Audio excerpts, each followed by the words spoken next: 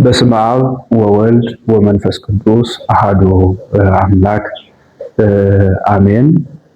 በመላው ዓለም የምትገኙ የቅድስት ቤተክርስቲያን ልጆች ሁላችሁም በእግዚአብሔር ስም እንደምን ሰነበታችሁ?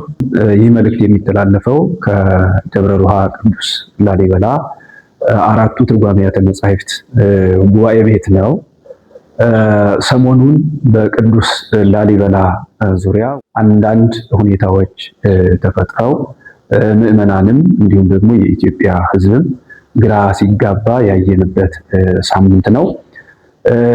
እኛ ይህንን ጉዳይ አስቀድመን የምናውቀው ቢሆንም ኢትዮጵያ ላይ ያሉ ወገኖቻችን በዚህ ስም ላይ ያላቸው መረዳት እጅግ በጣም ጠባብ እንደሆነ ብናውቅም አንዳንድ ጊዜ ምናልባት ሰፈርን ከሰፈር ሊከፍል ይችላል፣ ምዕመንን ከምዕመን ሊከፍል ይችላል በሚል እሳቤ ሌላም አጀንዳ ላለመዘርጋት ባለው አጀንዳ ላይ ሌላ ላለመጨመር በማለት ሁኔታዎችን እንዲያው ዝም ብለን እያለፍናቸው ነበር።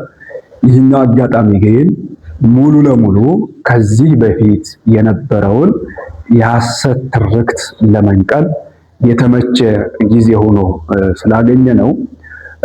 ከመጀመሪያ ጀምሮ ማለት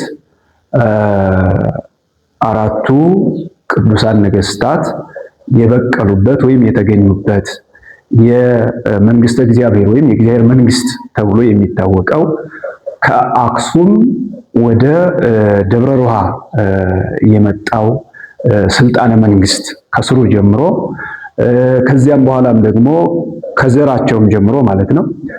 ቀጥሎም ደግሞ ነገስታቱ የነገሱበት የዘመን የጦር አሰላለፋቸው እንዲሁም ደግሞ ለሀገርና ለቤተክርስቲያን ያበረከቱት አስተዋጽኦ ፈጽሞ በሀገሪቱ የሚታወቅ መስሎ ስላልታየን እንዲሁም የሀገር ታሪክ ጸሐፊዎች በአግባቡ ስላልዘገቡት በዘመኑ የተደረገው ሃይማኖታዊ፣ ሀገራዊ ታሪክ ጭምር ተለይቶ ባለመታወቁ አልፎ አልፎ የጨለማው ዘመን እስከመባል ድረስ ሲነገር የምንሰማበት ሁኔታ አለ። ሁሉንም ይህ አጋጣሚ የተመቸ አጋጣሚ ሆኖ ስላገኘ ነው ጉባኤ ቤታችንም ሚዲያዎችን እንዲከፍት ከተገደደበት ምክንያቶች መካከል አንዱ እንዲህ ያለውን ትርክት ማራቅ ስለሆነ በዚህ የምንመለስ መሆኑን እንድታስቡ እንድትጠብቁ ትንሽ ዘግየት ብለን ብንመጣም እንኳ ሁኔታዎች የተረሱ እንዳይመስሉ ለማስረዳት ነው።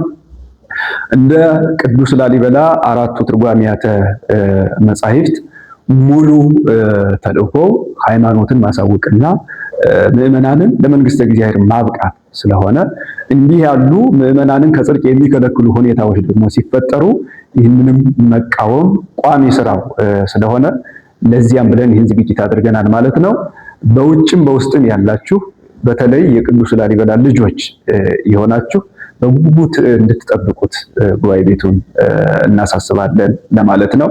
ይህ ጊዜ አባቶቻችን የሚወደዱበትና እንደገና የሚነግሱበት የሚከብሩበት ታሪካቸው ለሀገር የሚገለጥበት የሚታወቅበት የሃይማኖታቸውን ጽናት ለምዕመናን የሚነገርበት በእያንዳንዱ ቦታ እግዚአብሔር በቀደሳቸውና ባከበራቸው ልክ አብያተ ክርስቲያናታቸውን ጭምር በስማቸው የሚታነጽበት ጊዜ እንደሚሆን እናምናለን ለማለት ነው። እስከዚያ ድረስ መልካም ቆይታ ይሆንላችሁ። እናመሰግናለን።